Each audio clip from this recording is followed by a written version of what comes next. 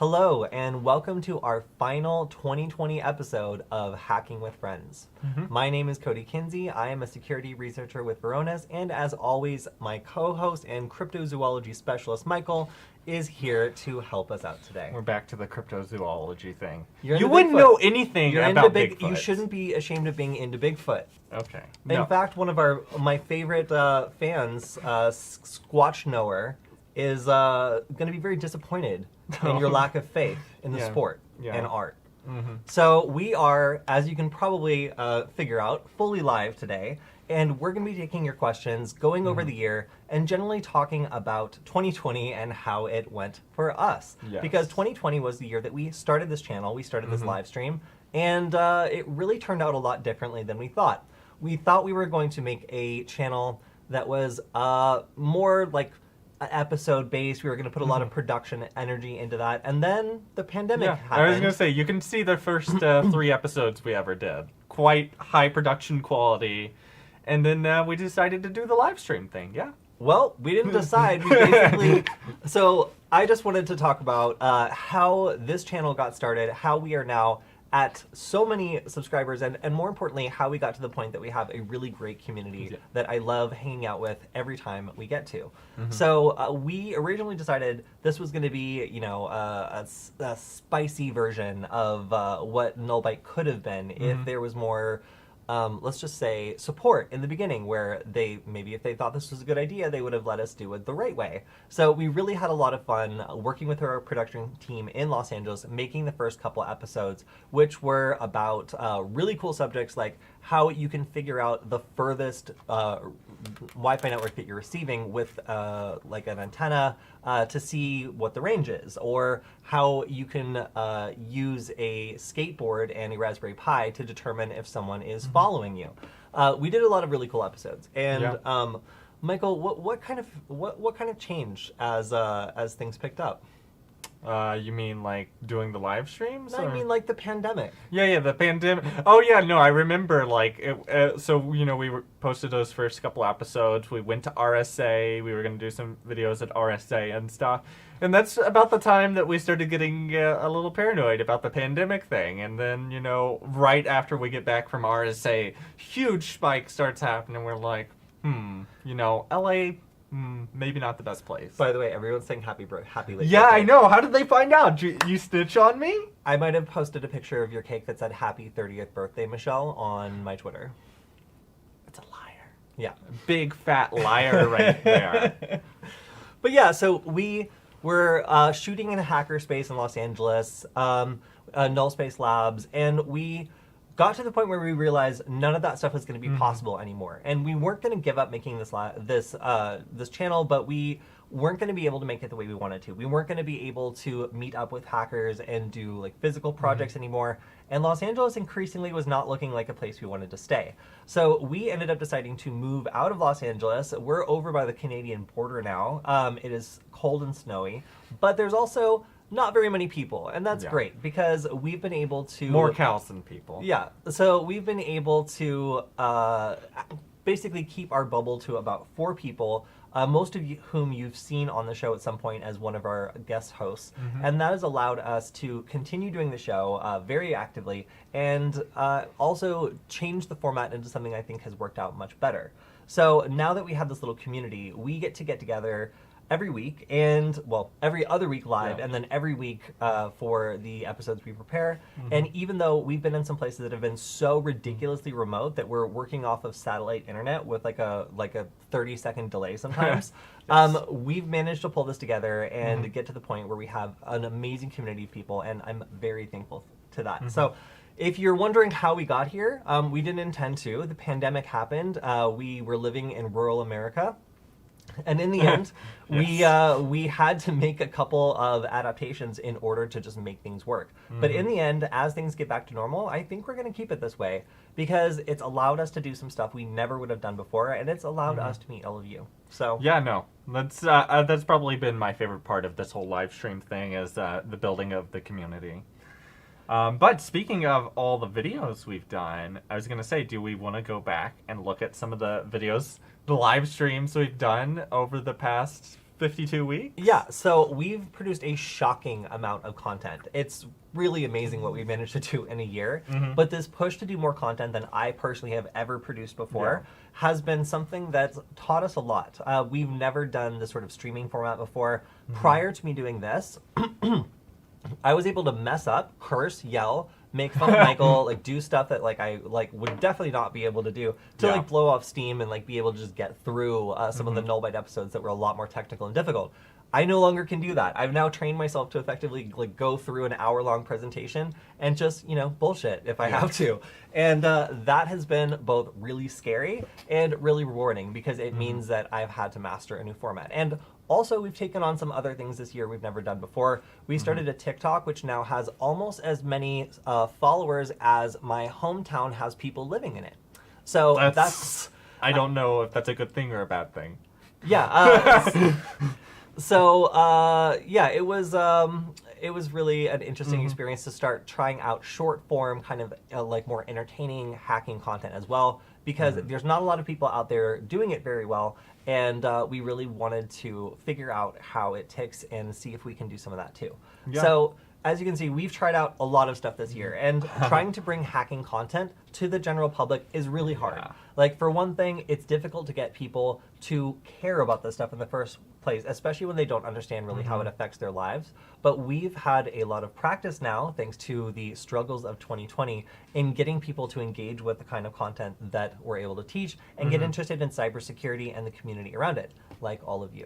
Yeah, no, so I was going to start looking at, so like these two right here. Oh, you want to do it by date? That would be a funnier progression. Oh, you want to do it by date? Yeah, is that by popularity? Oldest? Okay. So way back when, we were doing episodes in the Hollywood Hills and at Null Space Labs with Alex Lynn. Oh, and that last one's in the Glendale Galleria. We freaked a bunch of people out there. Yeah. I think this was the last video we recorded in LA that wasn't a live stream. Yes. So yeah, we went to the Glendale Galleria and we used the Wi-Fi duck. Yeah. To do a little ducking around. And then the Wi-Fi skateboard, that was at Null Space Labs, the local By the way, makerspace. if you guys want to see our coolest video we've ever done, I still believe that it is the creep detector that we did with Alex Lynn. That was a ridiculous project. I like, for signals intelligence stuff, like I don't really know how we pulled that off. It's pretty crazy. So then there's also the the Wi-Fi distance one. That was my own Python project. I just decided I wanted to use Wiggle Wi-Fi as like a distance reader, and then created a plugin for the API that just takes any networks that I see, sends it to wiggle.net, and figures out the approximate distance, so I can figure out like which networks I'm observing and how far they are. I think that Super was cool. like Griffith Park too, or something like that. No, we did that in the Hollywood Hills because Okay.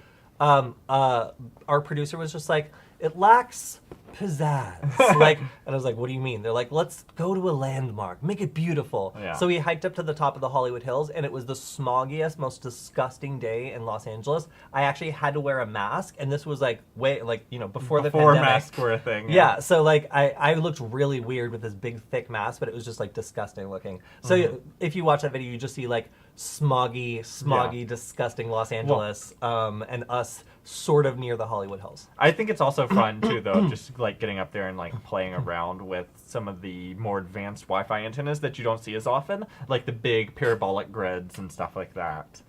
Oh wait, we have a question that we just don't get asked enough. What is Varonis and what work it do? Which, I mean, I feel like if I don't say this at least once a year, like they're gonna fire me, because like I get to do so much fun stuff on this show, and I like basically never mention Varonis except at the end. Pitch. Yeah, well, no, I'm just saying, like, so a lot of people are like, hey, how did this show come to be? And like, you guys are like genuinely interested. Like, is this an evil project from a giant corporation that's trying to brainwash you? Like, is this just me like going on a limb and people are just sponsoring me? Well, no, neither exactly. So Varonis hired me after the Nullbyte channel that Michael and I were working on ran into some trouble. We were getting our videos taken down by YouTube, and this had just been picked up by the media, so lots of people were hearing about it. And we basically, I got offered the opportunity to build something the way I wanted to build it without the same kind of restrictions that a cash-strapped company like the one that owns Nullbyte was imposing on me. So I jumped at this opportunity, and we've been able to basically do whatever we think is going to be fun and exciting with a lot of support from our management at Varonis. They've dedicated a ton of resources to let me try out new stuff, and they've also rolled with me even when it doesn't work. So what Varonis does as a security vendor is also really cool, because I have a hard time thinking about wanting to like represent or like be behind someone whose product might be used to accidentally kill someone or on purpose kill someone. And in cybersecurity, sometimes you just don't know what people are going to use your product for. But in the case of Varonis, I felt really good with going with them because they make a security product that is defensive. It basically uses machine learning and all this other fancy stuff to monitor all your company's like employee logins, all of your data stores, all of your services, to make sure that if something like the Solarwinds attack happens, like how would you possibly catch that if you were like, I don't know, like the Hershey company, the most important company in America, like or whatever. More specifically, catch it in the moment. Yes, or even detect it at all. Like you have like a assigned trusted program that has been compromised, that is now like a service account that is running around doing all this like sketchy stuff on your system that it has never done before. But unless you have some sort of monitoring system in place that knows what a normal versus abnormal behavior is, it's really difficult to know this. So what Varonis does, and they have a bunch of products that are kind of centralized around data governance is what they call it. But what they do is they create like a machine learning style like fingerprint of your network and all of your like data stores and employee accounts and whatever.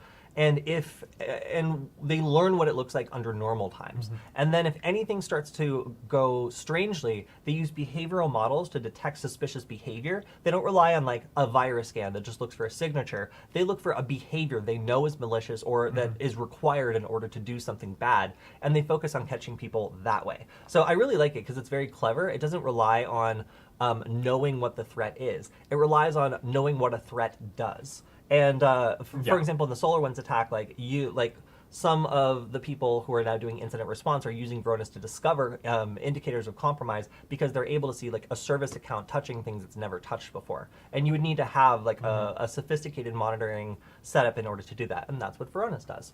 So I think that it's a really cool company. They've been super supportive of us, and they have a super non-evil product with a great approach. And they're very invested in the hacker community. So that is why this channel exists, and that is why I work there, and that's what they do.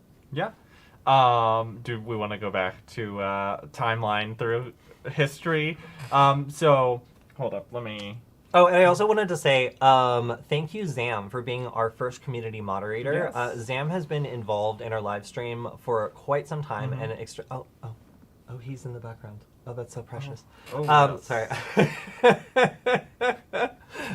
Of course, on our final live stream, he's gonna like decide that he wants to come in. Cool.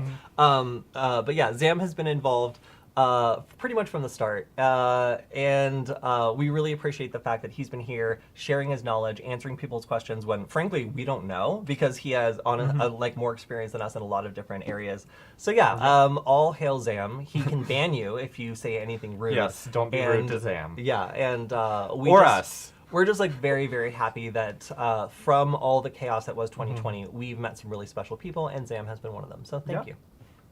But yeah, I was gonna go to my screen real quick, and so some of our oldest live streams were with Tim and the author and stuff. As I'm saying all these nice things about Sam, she's like, "Are you going to introduce us to your pussy?" Yes, my cat's name is Hand Banana. That's hand and then like a banana. Do you want me to grab? And if you know that reference, then you're cool. Yeah, no, he's just lounging over there in the corner. But yeah, so what I was saying is like we actually did a couple of live streams before these that were on Periscope. So the true fans will dig through Periscope and find some of the very first live streams we ever attempted.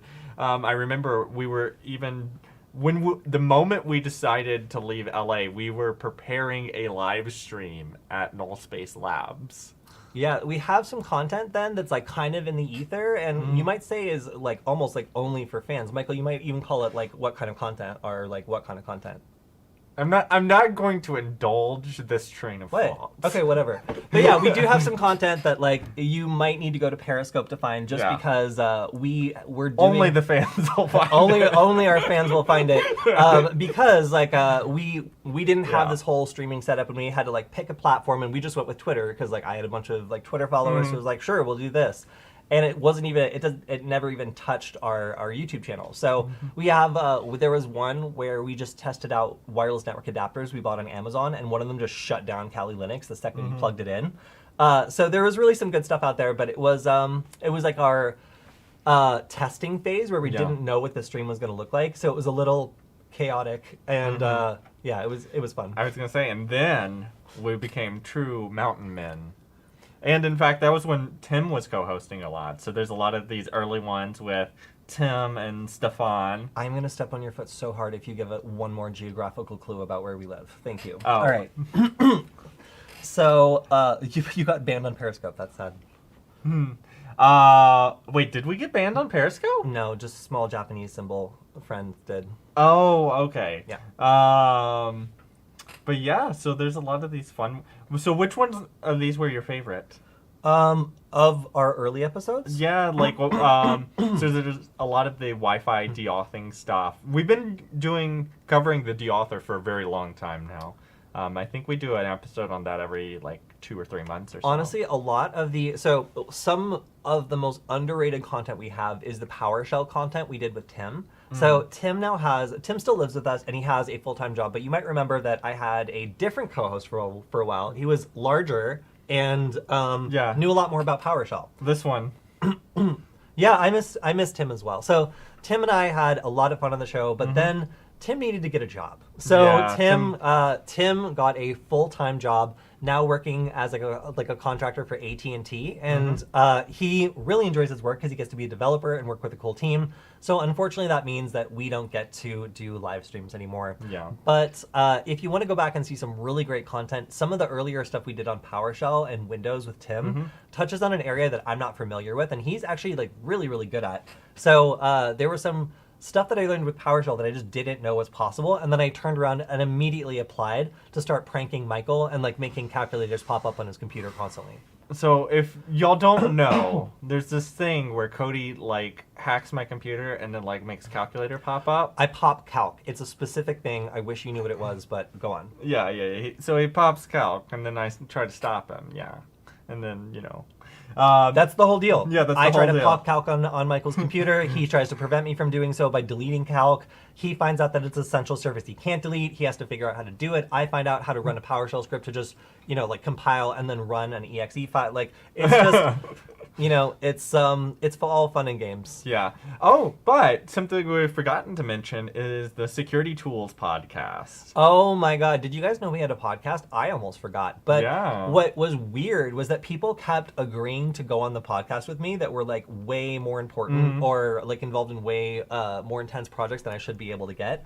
So we had Patrick Wardle, like the ex-NSA hacker who makes Mac security tools, come on, and he like let us bother him for like an hour. And P.S. like a good 50% of the time that we've interviewed that guy, we've like messed it up really badly, and he's been like super graceful about it. Like we interviewed him at like I think Black Hat one time, and our audio equipment destroyed the interview, and we could not use it at all. He was very, very nice to come on and do a podcast with us. We also got to talk to Joshua Browder, who is the person behind Do Not Pay, which isn't really a security product, but is punk as hell. Yeah. And uses automation and like a natural language interface to do things like beat parking tickets. So it was really, really. Why are you blurring that part? I'm kidding. Yeah. It was really cool to have all these guests on who had done. Can you make it a little larger? Command plus. Yeah. It was really awesome to have some of these people on who, frankly, it doesn't want to be larger. Well, I mean, it's very large now. I forgot we had Matthew Van Hoff on. Yeah. Matthew's like one of the, is probably the best Wi-Fi researcher that I know, talking about all the vulnerabilities with WPA3, for example, and like how they're going to be exploited and all the different ways you can break into WPA2. Like a lot of these people, again, were way above my pay grade, and somehow they agreed to join us on the show, but we found that no one's driving anymore. Yeah. So, for some reason, people are doing the live streams a little more than the podcast. But we do have a handful of these on the YouTube channel. You can also go to Simplecast if you want to find them and listen to those.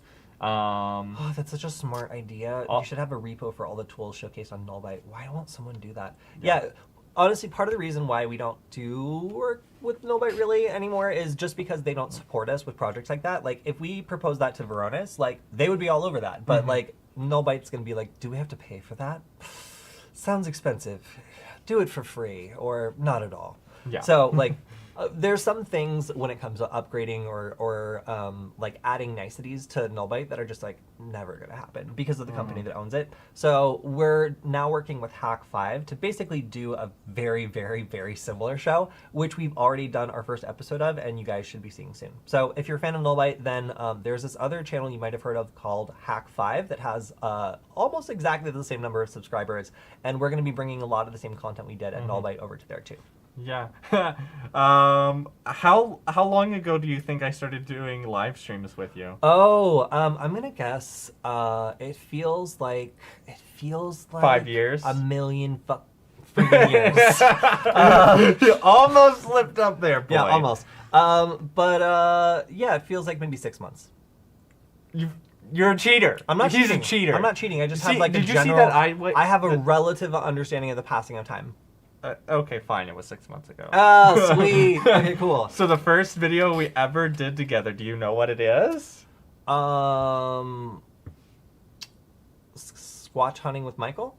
Yes, where I diss all the ghost hunters and show the superiority of hunting the Sasquatch. If I had to guess, I would say that my memory says like something about IoT something, IoT hunting. Worst cheater ever. Yeah, I didn't. Yeah, so Google dorking.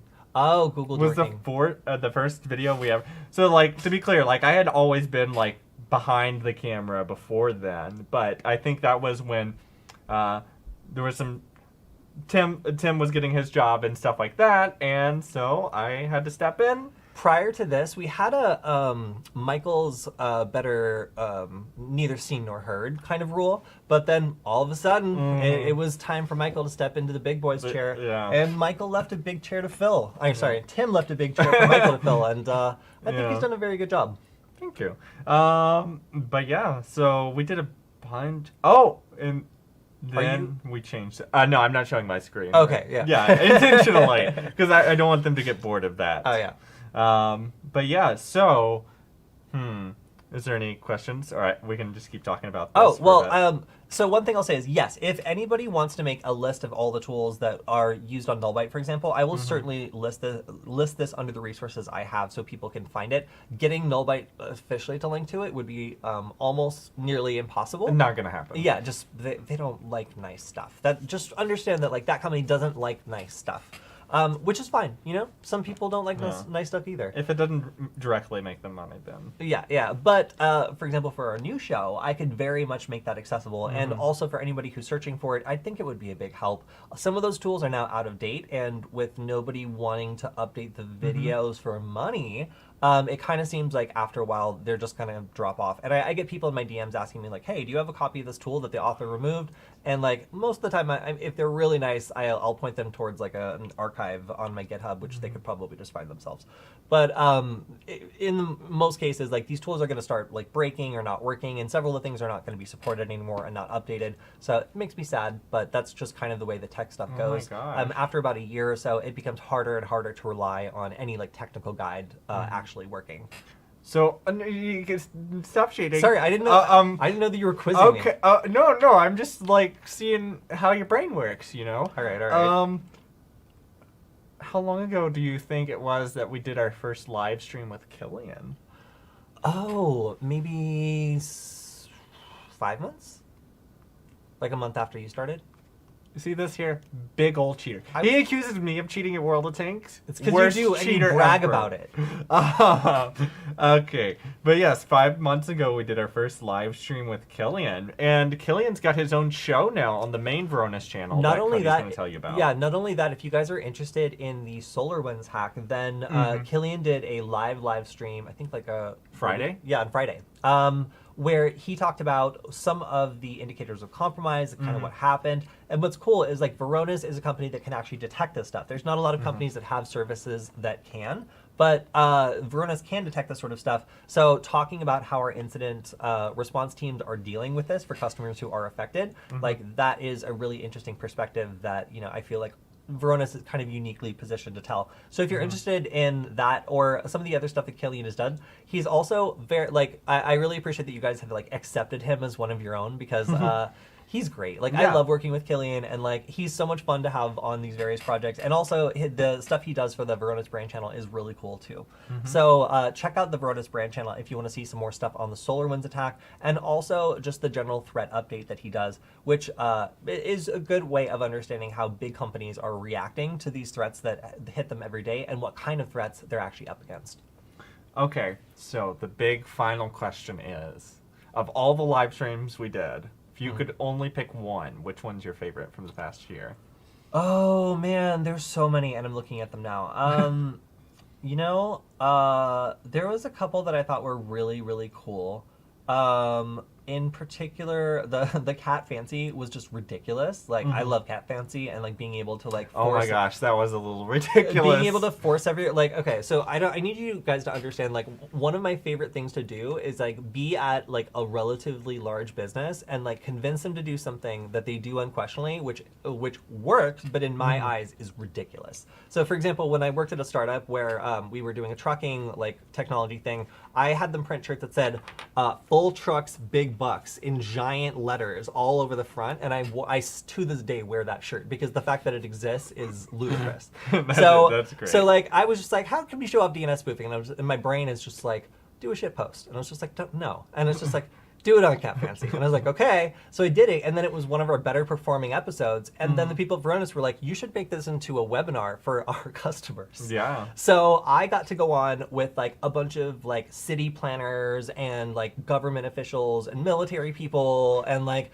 you know, very important people that I assume like wouldn't have a sense of humor because they're all like, you know, like bigwigs and like corporations are people, Kody. like corporate decision makers. And in front of like over 100 of these people, I had to tell them about my love for cat fancy and like role play as a hacker whose obsession with cat fancy had like driven him to like extremes.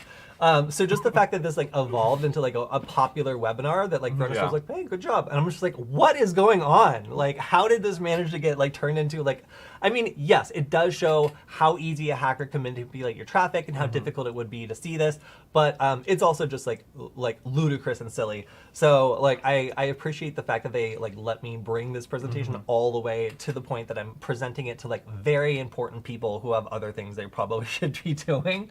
But yeah, that was very cool. Yeah. Oh, yeah, I'm just looking at some of the popular ones we did too. Like the one of our least popular ones was Trucker OSINT for logistics investigations. And I'm just like, weird that no one else besides me is obsessed with like logistics and trucking. Like I thought that would be. I also thought that I was gonna hit on some like secret like intersecting vein between like hacker Twitter and like trucker Twitter. Where, like, suddenly we'd have all these like trucker fans. It turns out that truckers are busy and they're not allowed to be on their phones. They're busy for live trucking. streams. Yeah, they're busy trucking. So if we have any trucker fans, I made this specifically for you, buddy. So I hope you enjoy it. Okay, so I do have some questions for you here. Okay, all right, fine, do it. How do I hack FBI, please, sir? All right, so I opened my DMs on Twitter, and I do not know if that was a good idea because I have been flooded with messages asking similar things. So do you want me to show your screen? Momentarily, yes. Okay. So last night I finally decided that I just like literally couldn't handle it anymore. So I have composed, yes, now go to my screen, this handy guide for people looking to reach out to me. It is great to reach out to me, but I have a lot of messages, and if I were go to my messages from people that you know are outside my little bubble, there's an absolute ton of them. So if you were asking me for me to solve your technical problem with the tool I haven't used in a year that I'm not the author of. If you want me to hack the FBI for you, or if you want me to help you commit a felony or a misdemeanor or even an infraction, or honestly even like an ethical violation, I don't want that anywhere near me. That is some 2020 stuff I want to leave in 2020, and like I will not be carrying it with me. So you can keep that all to yourselves. However, if you have an idea for the show, if you want to show off your cool project, I've been watching this dude make a like bodged together version of the D-Author, like just incorporating like random antennas that is amazing and like hurts to look at, but at the same time is fascinating. And then also general advice or questions. If you want to know like one thing versus another, or like something very basic or general, like if I have the time, I'm always happy to tell you guys what I think. But I cannot help you hack the FBI. And nice try, Mr. Law, I'm not going to do it. So if you believe that this is a waste of government resources to keep trying to provoke me into breaking the law, then, don't message me stuff like this. Oh my. Yes, I thought you would enjoy that particular question. Yeah, it makes my brain melt. What else you got? Okay, let's see here. Okay, I had very limited options for this because we did one recently. How to force connect our device when someone is already connected Bluetooth speaker. So I think like how can I your like neighbor's hijack... having a big loud party, huh? And Yeah. you're mad about it. Yeah, that is difficult to do. So big Varonis is in the chat. Better lock things up. Yes, so Bluetooth and Wi-Fi use the same frequency, but they are different. Now, Bluetooth does something where when you connect the device for the first time, it negotiates a key pair and basically establishes how it's going to do frequency hopping. So for an outsider that's looking to influence this conversation, it's substantially more difficult than Wi-Fi, which typically sticks to a single frequency and doesn't hop around all the time, and basically also requires you to do a key exchange during the initial interaction. Now, I think that there are some things you can do to disconnect someone from Bluetooth under certain circumstances, but they're not as easy as Wi-Fi. So if you know of something, please shout out in the chat. But Michael, do you know of anything? No, I don't do Bluetooth stuff really. Yeah, so I would just say that I have thought about this so many times. If it was simple to kick somebody off of a Bluetooth speaker, connect to it, and then blast something, trust me, my neighbors' parties would have been cut short many times. But eventually, I got to like Kumba music, and I really just think that it's a lot harder to do this against Bluetooth than it is to do against Wi-Fi, because the Wi-Fi solution to this is just sending a deauthentication or disassociation packet. Very, very simple and easy to do. The Bluetooth version of this is not so easy. So unfortunately, you're stuck listening to your neighbor's music for now. I'm sorry. Yeah. Okay, onward and upward. What Python modules should I learn for hacking, and how to practice hacking with Python?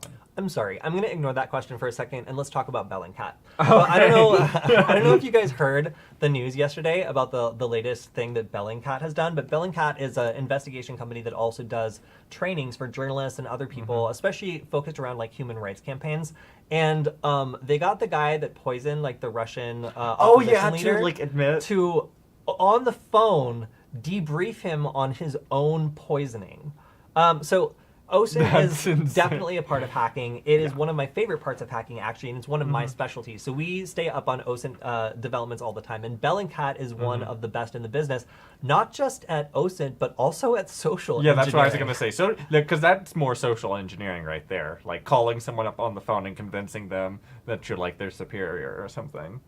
Yeah, so what is incredible here is that this company, Bellingcat, was able to combine social engineering and OSINT to identify the people who were stalking this man, and they got the Russian government to admit, to go from a point of like, no, why would we don't even know this guy, to, oh, well, yes, we had the Federal Security Services following him and a specialized team of chemical weapons experts who also were involved, but no, we would never poison the guy. Yeah. And now they have one of the people who's publicly acknowledged to have followed the guy and also worked for the Russian government, also explaining that they put the poison in his underpants and he would have died if he hadn't gotten off the plane. So they kind of like, their favorite thing to do is just like make Russia look ridiculous when they do ridiculous stuff. And it's pretty cool to see some of the things that they've managed to pull off this year. And I think that that is the absolute cherry on top, and I think it's the biggest own of like 2020 was managing to get like an assassin to like apologize for not doing a better job at killing his target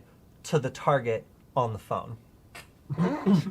Yeah, that's just absurdity when you frame it in that way.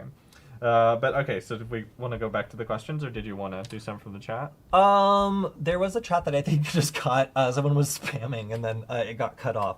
But let's do the next question. Okay, so it was about Python modules. I don't know about a ton of like specific Python hacking libraries off the top of my head.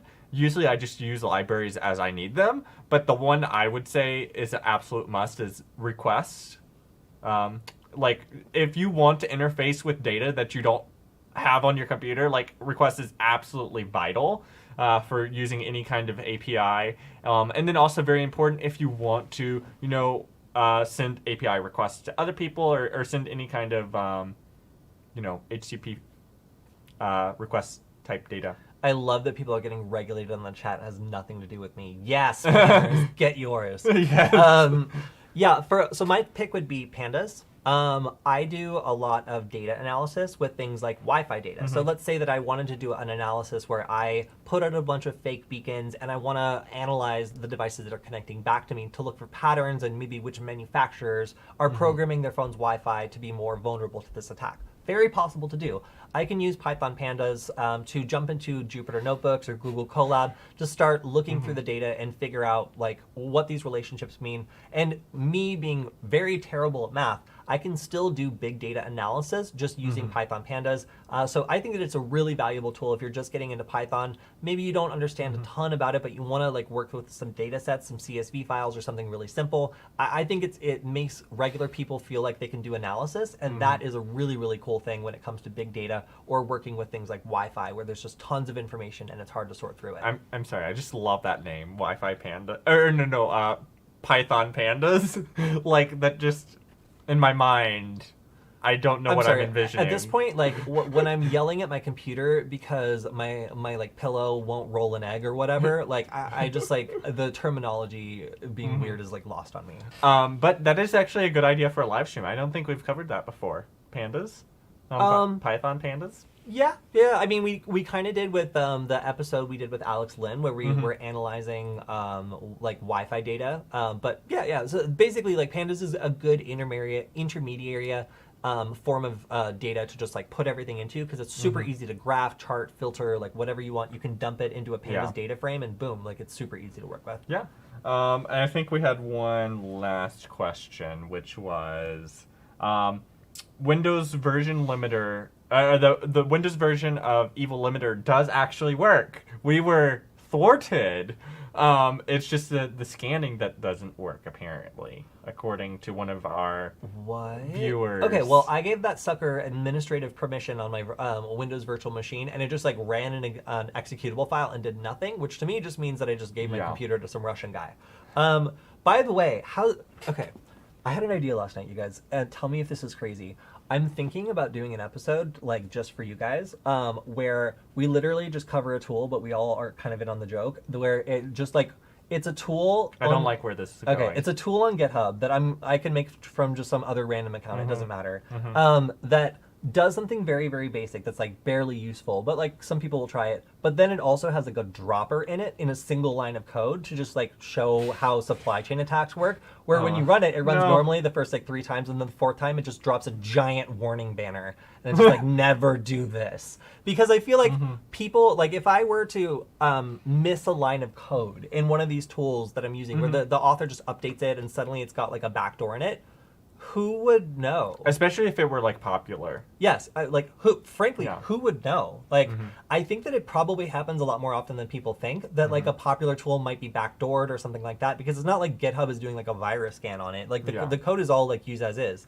So, I'm just curious to do an episode, like, if there was something that contained a small backdoor, nothing, like, actually malicious, like a C2 backdoor, but something one way that, like, could drop, like, a warning banner or something that wasn't included in the original code, I'm very curious to know how many people would actually run that and would have backdoored themselves if it wasn't for, the fact that I don't want to actually backdoor them. So, yeah, there's a lot of GitHub tools that get popular, and then the authors, like, not always, like, very forthcoming about who they are. And at any point, this person could change their code a little bit and make anybody who's downloaded it and then updated it suddenly prone to running some code they didn't sign up for. In fact, I did an example of this that's literally just I consider it a Python dropper, that the only thing it does is request an obfuscated base64 like chunk of code from a server, and then just downloads and immediately runs that. That I put on little microcontrollers if the storage space is too small for the code I want to run.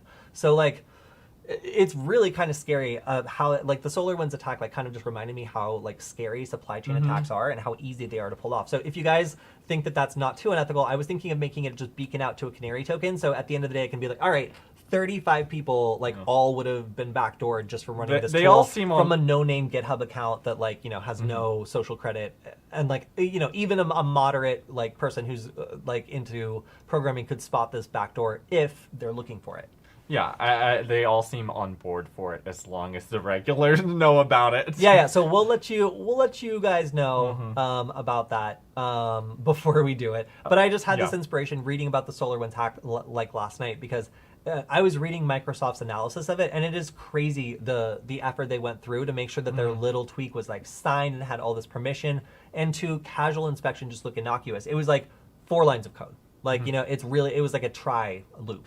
So it's really incredible to me how people just kind of trust software. Even me downloading something off a website, sometimes I'm just like just grabbing the desk, like, okay, all right, this is probably fine. There's no hash here, but that's fine. Why didn't they put a hash? I can't compare the hash.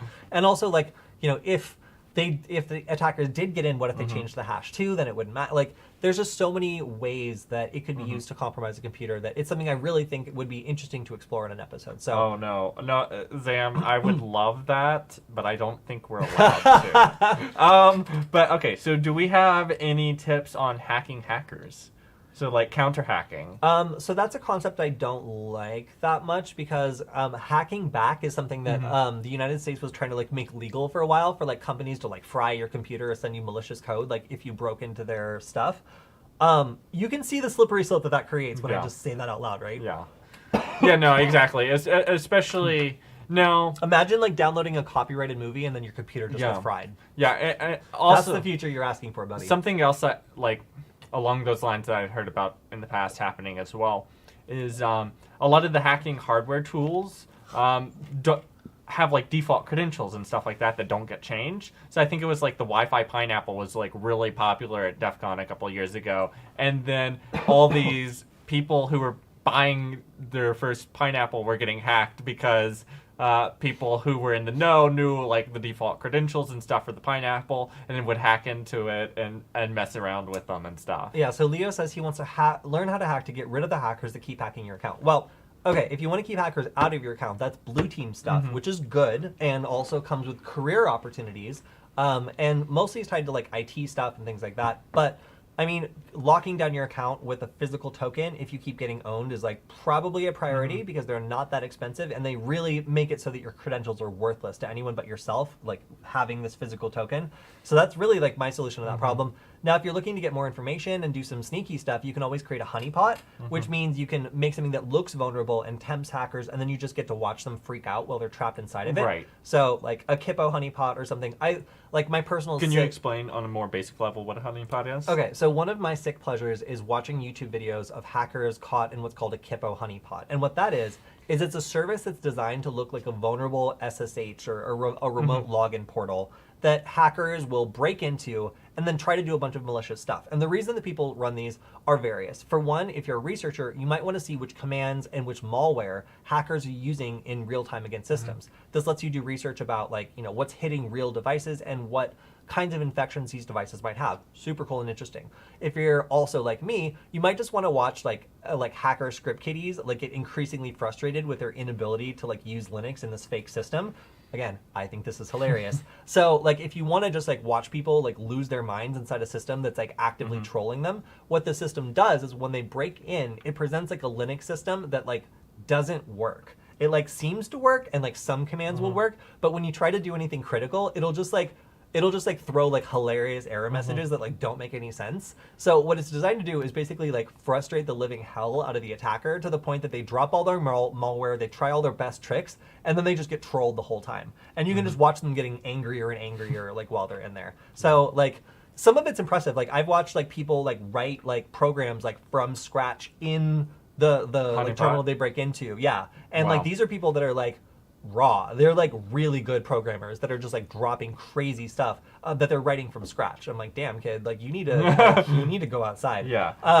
But then there's also people that are just like clearly are just like, you know, like messing around on Shodan, like find something and just like are like barely know how to use Linux. So yeah, and of course, like for SSH, there is things to protect against that, like failed van. Excuse me, but I don't subscribe to see you both wearing a hat. One of you must don the beanie of power. Yeah, so I couldn't wear a beanie with a polo shirt. As I've become like a higher and higher profile individual, I've decided to invest in making Michael my body double by buying duplicate items or forcing him to buy things that I already own. It is kind of scary at this point. So now we both have like a black North Face jacket and the same beanie because I bought one in the same color. So anytime we go out walking, there's like two of us, and if I were to like duck away, it looks like I would be continuing on. So like I've set up this body double thing like to a T, you guys, because he's like roughly the same height. He's a little shorter than me. It's a not close true thing. at all. But yeah, so like basically like you might notice that we have like some similar clothing items. This is something I've been doing deliberately for the last year. So yes, we both have the same beanie and the same jacket, and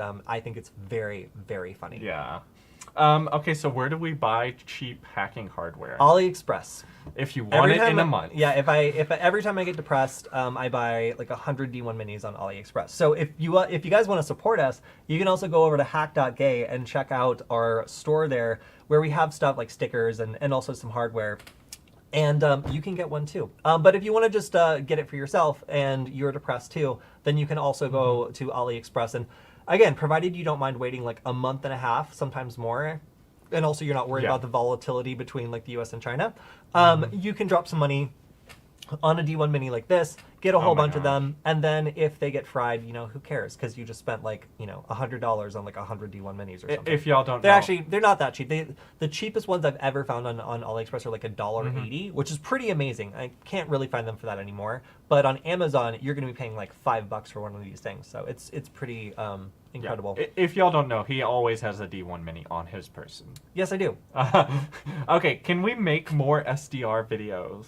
I would love to. I need to get the people at Great Scott Gadgets to give us free stuff. Ooh, a Hack RF would be really nice. If we had a Hack RF, you guys, we would be opening our garage door nonstop for you. Like, we would show you that stuff all day. We would be, like, beeping our friends' cars open, like, whatever it takes. You know, that is actually one of those things, since it's open source and it's been out for a while, you can get it on AliExpress for substantially cheaper. You know, you're not going to support the developers as much, but it is a cheaper option.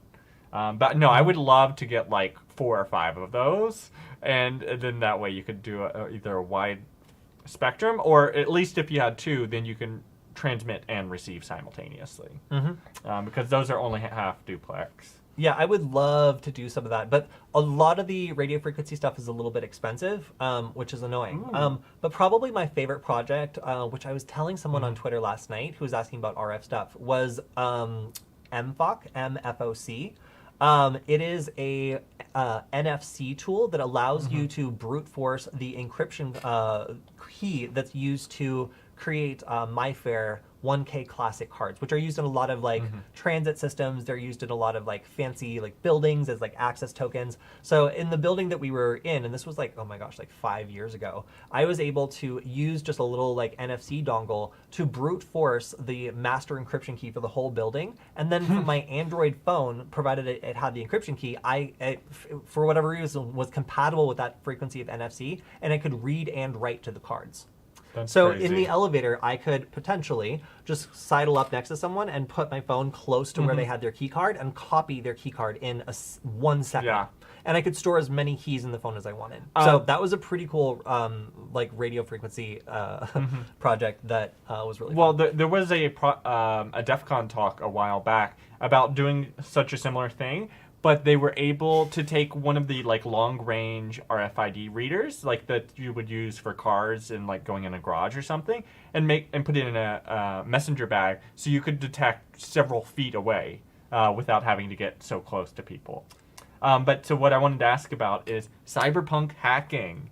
Do you want to react to that just on the live stream? Okay, so I haven't. I'm gonna make this happen. There's a couple things. One, I don't usually play video games that aren't StarCraft 2 or Alpha Centauri by Sid Meier's. That's because those games are perfect and there's no reason to play other games.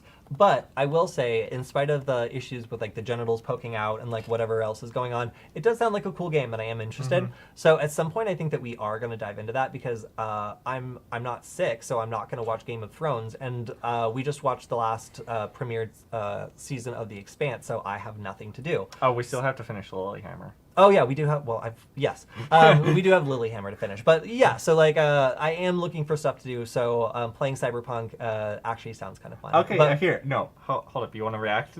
No, I don't. Okay. Yeah, I would rather spoil sport. Everybody who wants to watch me play StarCraft, I'm sorry, and this is gonna sound funny, but like I used to work with like a Korean business, and Koreans do not mess around about StarCraft. So like I just like play against the computer now. They basically like beat me so bad every single time that I'm just like you click like a machine. Like I'm playing an AI. So like now I just play the computer because I've been like roundly beaten by everybody I worked with in that startup. If you do follow the TikTok though, that's where we'll have more reaction videos and stuff like that in the foreseeable future. Oh yeah, our second TikTok video we did was taken down for harassment and bullying because I blocked someone who was mad about it. So that's a fun platform. But yeah, we have some good stuff on there too. You should check out. Yeah, they want you to do more gaming stuff. No, I'd be down for that. It sounds like fun, and yeah, I think it'd be cool. You want to cheat at World of Tanks with me? I absolutely do not. I'm so ethically opposed to what you do. I cannot say it enough. And you guys should not encourage him. What? I mean, of course, every tank has laser beams coming out of their barrels, so you know where they're aiming. Oof.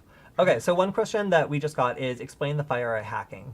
Michael, have you been paying attention enough to even know how that worked? Go ahead, explain to the people what happened. Well, yes, you see very important, smart people hack stuff.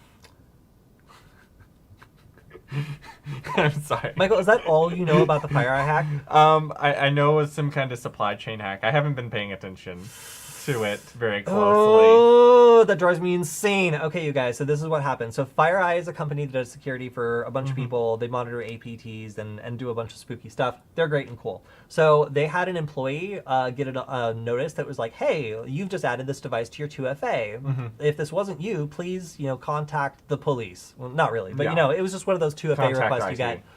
No. It was one of those 2FA requests where it's just like, hey, we just added this device to your 2FA, just making sure this is cool. Not that suspicious, but the person was like, I didn't do that. So they contacted IT. That person was just like, no, this isn't good. They began the investigation, found that their company had been breached, but it was from a supply chain attack that affected tons of people.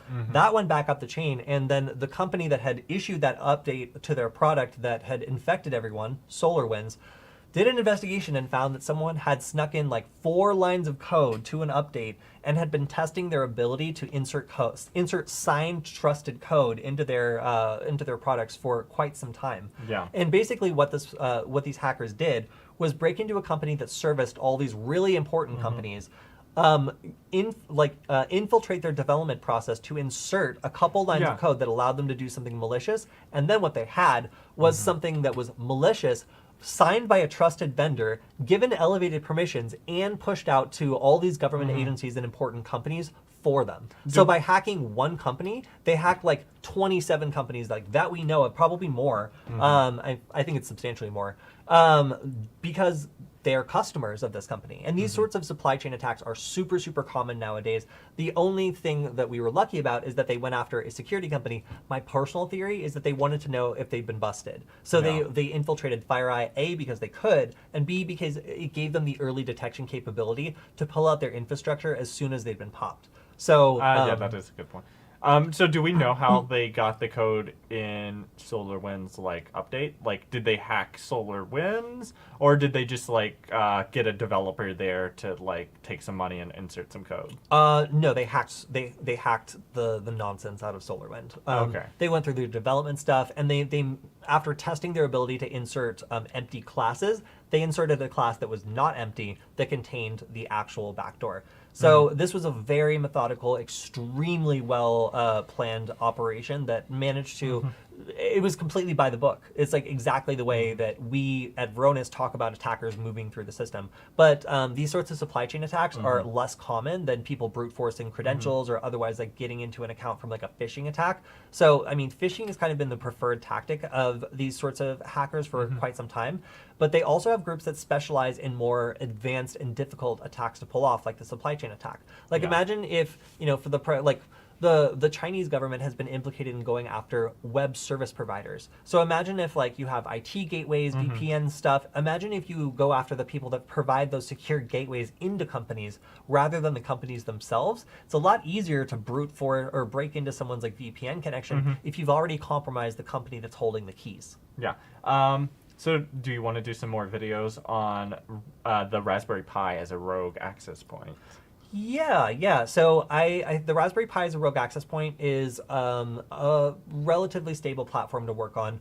I'm actually more excited about the ESP32S, which has come out and Stefan is going to be doing a bunch of work on in the near future. That's going to allow a lot of changes to basically like an update of the D1 Mini, or sorry, the ESP8266 like D-Author. What runs on a D1 Mini now is cool, but like it doesn't really have the ability to listen in on handshakes or do some of the other sniffing stuff that would take this to the next level and really act like a wireless network adapter. So Stefan is working hard on creating a new project that's going to incorporate this new hardware that I think will be a much cheaper and lighter weight platform to use than like a Raspberry Pi.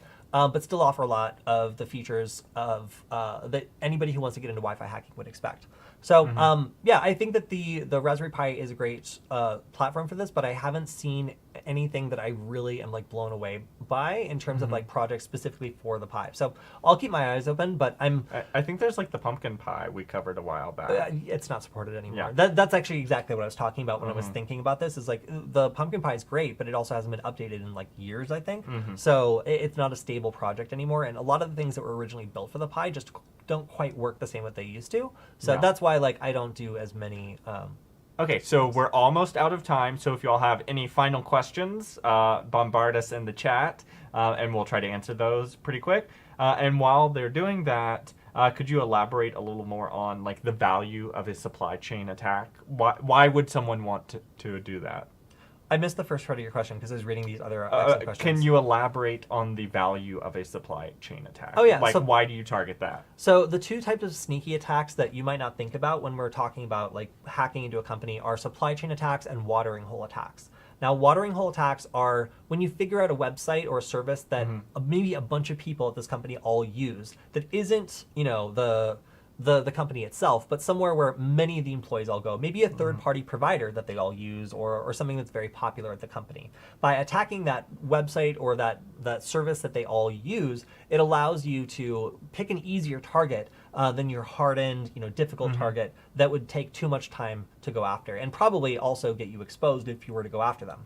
Now, a supply chain attack is kind of related, but it's insidious because you can go after someone who sells something important to that vendor and instead compromise it in a way that makes it do something under the guise of its routine activities that normally would be suspicious, but since it's a signed, trusted program doing it, it has the cover to get away with these sorts of things. So in secure environments that have lots of stuff going on, it's difficult to know when, like, for example, a service account is doing something that it shouldn't be doing because it's doing weird stuff all the time at random hours. So like it's really difficult to kind of understand what abnormal behavior looks like. And that's why like Varonis, for example, is like one of the few services that are able to monitor for that sort of like very advanced suspicious behavior that's hiding behind a signed, you know, binary that's doing something that maybe you shouldn't do before, but maybe someone's like, well, SolarWinds just did a new update and it's doing something weird, but you know, they just updated, so that's probably fine because they trust that third party. Really, the thing here is trust. We're exploiting trust.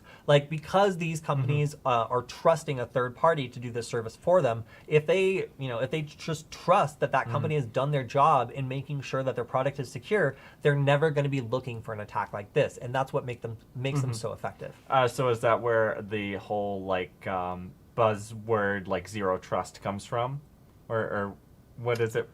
Yeah, well, zero trust refers to reducing the amount of damage an individual can do during a compromise. So if you're trusted on every file in the entire company, it takes if every employee has maximum trust in the company, then it means that any employee being breached causes the whole company to be breached. Gotcha. If I'm enforcing like zero trust, where like your device doesn't have any special privileges, you don't have any special privileges, it's all as needed. I'm keeping to a least trust principle where I'm only allocating as much permission as is strictly necessary, and then I'm rescinding it as soon as it's no longer necessary. Okay, so entering rapid fire question mode. Yeah, let's do it. All right, okay. it's our 2020 lightning round. And by the way, we can go a little bit over this time because it's actually our last stream of the year. So drop your questions now. We'll try to get through as many as we can. Okay, so D1 Mini Pro versus D1 Mini. Difference between the D1 Mini Pro and the D1 Mini is the ceramic antenna and the little attachment so that you can put on a directional antenna. Now, unless you're a soldering kind of guy or gal, you don't want to get this. If you're thinking you're going to put a directional antenna on, you're probably going to want to go pick up one of Stefan's Andromeda deauthors, which you can check out on hack.gay or on spacehoon.store if you're in Europe, but not the UK, because who knows where that is anymore. So the problem here is that in order to use the breakout little like connector on the D1 Mini Pro, you need to solder a tiny, tiny little grain of sand sized 0 ohm resistor from one pad over to the other. I've tried doing this with a soldering iron. It sticks to the soldering iron. I've tried doing this with a heat blower and it blows off of the board. It is absolutely annoying as hell to do this. So my recommendation is just get oh, how funny. I have one in my pocket. You can pick one of these up from Stefan. They allow you to just screw on. These are custom, and they allow you to just screw on whatever antenna you want, so you can add as much gain or directionality as you want. And this provides all the benefits of the D1 Mini Pro, but none of the hassle of having to actually solder the stupid thing in order to switch between the internal decent ceramic antenna and this one. I do think the ceramic antenna is cool, but the original reason I bought so many of the D1 Mini Pros at a slightly higher price was because I thought I could attach stuff to them and use like a directional antenna. And I cannot tell you how many times I played myself thinking I had successfully done that before someone finally told me that I needed to resolder this 0 ohm resistor. So that sucked, was annoying, but this is kind of the solution of my frustration to that. I spoke to Stefan and was like, Stefan, this sucks. Please make something that actually works. And he went ahead and did it. So okay. So what are the plans for the channel for 2021? Ooh, that's a great question. Michael, you wanna? Yeah, so I think we are going to be having more remote guests. We also might have the occasional different guests from Kody and I. One of our colleagues, also another Michael, might do the occasional live stream. So we don't have the dates nailed down for that yet, but do anticipate that coming in January. And also, you're probably going to see more of these live streams. We're going to try to transition some of them so that we're doing more like you saw a couple episodes ago, where we're just trying out different tools. Y'all are here in the chat. We can all chit-chat while we try out new things. So we'll see how that goes. And if that works well, then we'll be doing that for at least one of the live streams every week.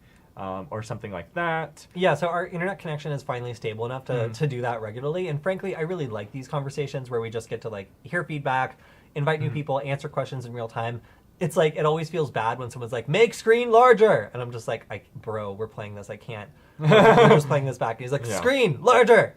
And I don't want to be like, I'm so sorry, but like we recorded this earlier today and no one can hear you. You're shouting into the void. Yeah. So like, it would be nice to do more of these live ones. So if you guys can't see it, I can make it larger. And like, you're not just like, shouting in all caps, like hoping that like the past version of myself will like intuit it. But it does, I mean, then I did make it larger. So. Is there any course in which Kody with a K, but ending in an I, isn't an instructor? So Kody does have some Udemy classes that are available. I think there's 2 or 3. There's 2 right now. We're working on a third. Yeah. But yeah, so we did decide to do some Udemy classes because it's fun to give you guys, some scenarios, milestones, and other things to help you master some of these concepts rather than just like disconnected tutorials. So if you guys are interested in that stuff, let us know. We'll keep putting them out. But yeah, like it's just one of our plans to make sure that even if something were to happen in the Nullby channel, you guys will still have access to this sort of stuff and it'll be out there somewhere. And don't forget to like, comment, and subscribe, and then click that notification bell. So Smash! Hack that notification bell So that way you get notified every time we go live. Also, we can't make a video on how to make the Bash Bunny because we literally work for Hack5. Oh, They yeah. would be mad about that. So there's actually some stuff we can't cover. I'm replying to Aman Singh, who has asked me this now 3 like times. multiple times, yes. Yes, so please stop. Yeah, we cannot like make Bash Bunny unless we want to stop working for Hack5, which we don't. Yeah. So we can show off like some similar stuff, but we probably can't like remake any of their products like open source. But we also can cover Hack5 products. So if you guys are interested in a particular Hack5 product, they have some stuff coming out that's insane, and I'm so excited about. But I can't tell you until I get it. But once we do, we will show off the wacky like wireless stuff that they have created, which I wish existed prior to this, but I'm happy someone has bothered to create it now. I will try to arrange it so that we can do a live stream on the day that those go live. That would be great. Don't forget hack.gay. That has the links to the stuff we talk about with like the Udemy classes and such. Thank you, Zam. I appreciate that, Cap. 3 is more than fine. Yeah. Ultimate USB rubber ducky with the dip switches. Can we do a tutorial or? Sort of. So we can definitely go back to doing some USB rubber ducky style stuff. The platform I tend to use nowadays is the Wi-Fi duck, just because like, one, I don't know if Hack5 is selling the USB rubber ducky right now. The last time I tried, they were sold out. So like the Wi-Fi duck is like super easy to put together, and the script is exactly the same. But yeah, we can definitely do some more stuff using the Wi-Fi duck and ducky script to teach things. One thing I've been particularly interested in is like getting a computer to connect back to a malicious Wi-Fi network and then doing some interesting networking stuff like that. So some of the payloads I'm working on are Wi-Fi specific and networking specific, and I think are pretty cool. Yeah, so Joseph is saying, I know the next video is going to be something like hacking Michael's Wi-Fi Christmas tree lights. Yes. This is the last live stream of the year, but there is a video very similar to that theme that's going to be going up on Hack5 at some point in the near future. Yes. It's called Michael's IoT Nightmare, I believe. Nightmare, yes. Basically, I try to make the house nice, and Kody stomps all over my dreams. I'm the reason why we can't have nice things. Yes. One of my favorite pranks was I hid a camera by the TV, and then when Michael went to go use the TV, I kept switching the channel to just like a live stream of himself watching the TV. But it was like glitter gift and like with like anime gifs and it like was his horrible. like big eyes, and then like I was offering the stream for like a subscription service. Yeah. Okay.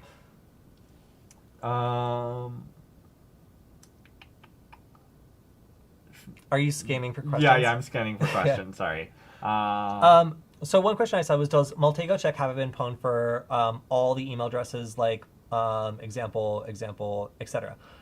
So when you're using HaveIBeenPwned in Maltego, one of the nicest things that they offer is the ability to just select like a whole bunch of different like email addresses all at the same time and run them in a transform.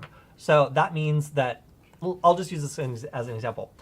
I had a bad experience at a place, and I needed to email customer service, but I had no idea what the email address was. So I used Maltego to basically scrape all these email addresses, and then I confirmed that they existed by doing a verification check just to see if they came back as true, and then checking to see if they'd been pwned, to see if there was some history on the account. So it's really, really... Oh, wait, do you want me to show your screen? No, Okay. not yet. But it's really, really easy to do this. And if you have any email address that you like want to check, then it's simple. Okay, now I guess if you want to show my screen, I'll show you guys. So this is Maltego. I just opened a new investigation. There's nothing here. If I drop something here, I can see info@perturva.com. And the HaveIBeenPwned, this is the transform right here. It lets me see if there's been any breaches and all that. I can also run all of them at the same time, which I will do there. And if I wanted to like find more related things, like I can't do everything at this domain, I believe. I would need to first extract other email addresses from this domain, and then go and try to like find breaches associated with that. But I could have 50 that I do all at the same time and have them drop information and sort them. So that's the way I do it. If I have like a big list of them, I'll do the same operation, and then I'll just sort through the results and look to see which ones look like they've been compromised more. It's more of like a tool for being able to do this on mass scale, so, and just select multiple things at the same time. Yeah, and now I completely forgot the question I was going to feed you. Oh, no. Yeah, can we do more content focused on IoT hacking? Yeah, we can do more bias IoT stuff. Yeah.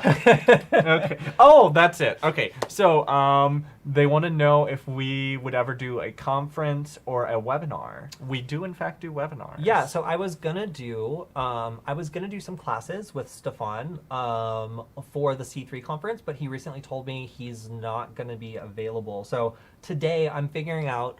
Maybe you can help me. So today I'm figuring out whether or not I want to do a class at the C3 conference or if I want to just like relax for a little bit.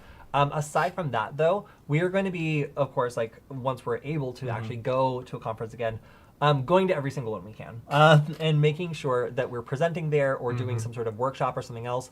So I miss interacting with people. Yeah. We love doing classes. We used to do them a lot more often, but like things have just, with changing up the format and doing so many live streams, we haven't been doing classes lately, but we really, really want to. So if there's a lot of support, I will do a class at C3 at the Chaos Communication Congress like I did last year. It's stressful, but I like meeting new people and I like hanging out with you guys. So I might do that.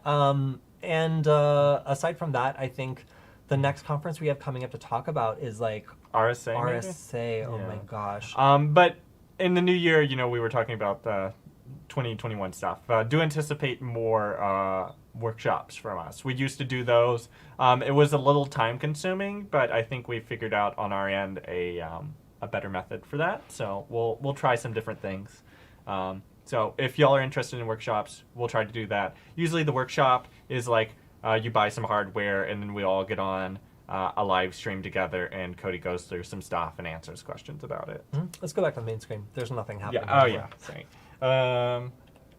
But yeah, I think that's about it for today. Yeah.